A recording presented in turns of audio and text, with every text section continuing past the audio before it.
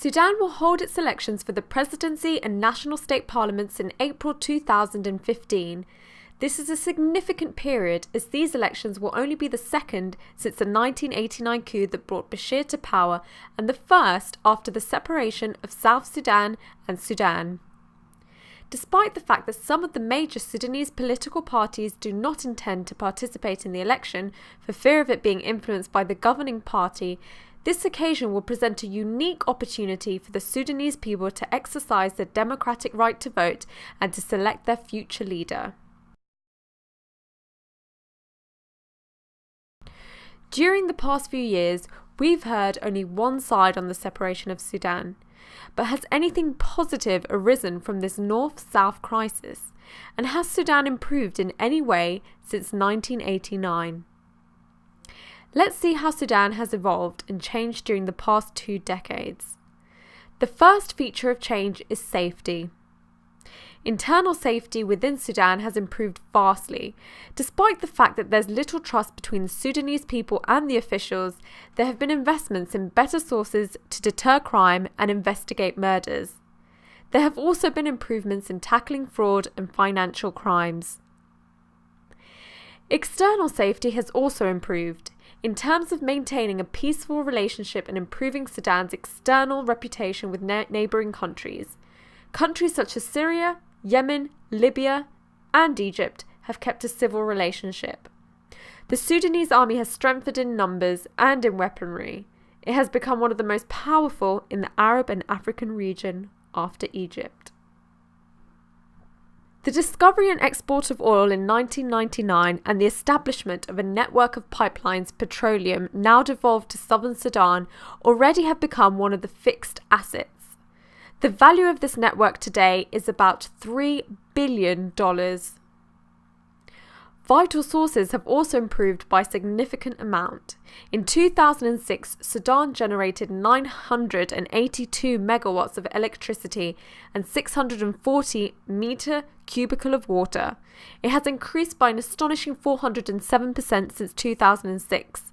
There has also been a rise of hydropower reaching 1,435 megawatts.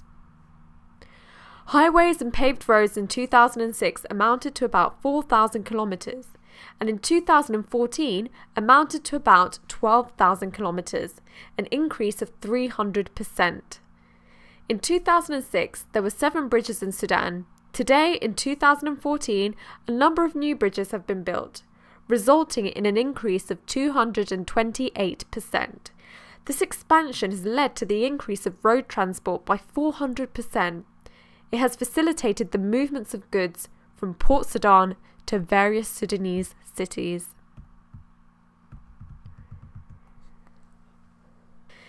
Telecommunication has become very efficient in Sudan. It has become recognized as one of the best networks in the world. The number of subscribers to the mobile service is around 20 million. It has also improved internet access and brought it up to 7 million users in Sudan. Allowing internal and external communication permits Sudan to become better connected globally. The media has evolved and improved on a large scale.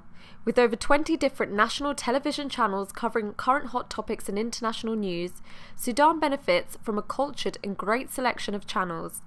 Radio stations have also seen a boom, with the people having the choice of over 25 stations. This has contributed to public awareness and invited intellectual analysis of global and local events. The number of airports has doubled in the past. It has grown in numbers from 5 to 10 airports in Sudan's main cities. This has also led to the success of private aviation companies in the field of air transport for passengers and goods. Despite the high rental and home ownership price of housing, there has also been an expansion of private housing in Khartoum on all levels.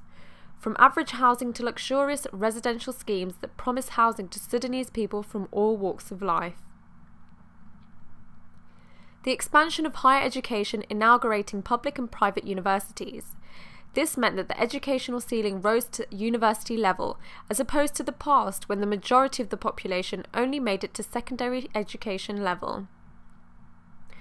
Sudan has lived through a few eventful periods, some of which have had a positive impact, while others have left it worse for wear. Human involvement and progress within the people have seen it propel forward.